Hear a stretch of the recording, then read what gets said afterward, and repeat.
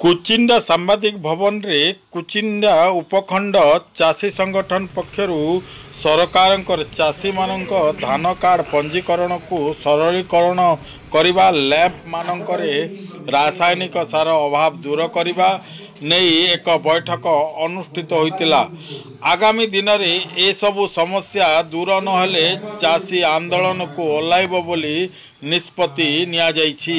एही बैठक रे पश्चिम ओडिशा कृषक संगठन आवाहक अशोक प्रधान, जिला कृषक संगठन उपसभापति जोगबिहारी परिडा सहित संगठन आग धाड़ीर नेतृत्व चाषी योगदान करथिले।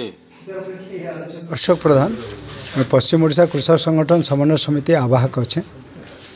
प्रकृति में आज जेन बैठकटा थिला, आज जेन समय चाषी खेते रहबार कथा चाषी के आज बैठक करवा के पड़ुछि।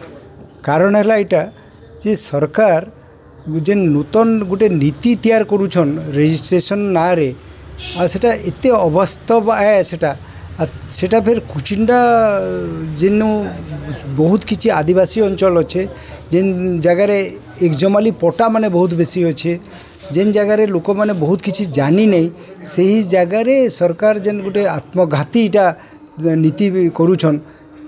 आमको लगुचे जे ई जेन बोनस दौन सरकार वर्तमान ओडिशा सरकार, से बोनस के केनते करी मैक्सिमम चाषी के वंचित करबे, इटा गोटे सुनियोजित गोटे षड्यंत्र भाया लगुचे। द्वितीय कथा जेनटा केवाईसी कथा लगा गोटे चाषी गोटे अकाउंट केते वर्ष है करुचे, हठात से जाऊे देखला बेले से अकाउंटा नेबार नहीं।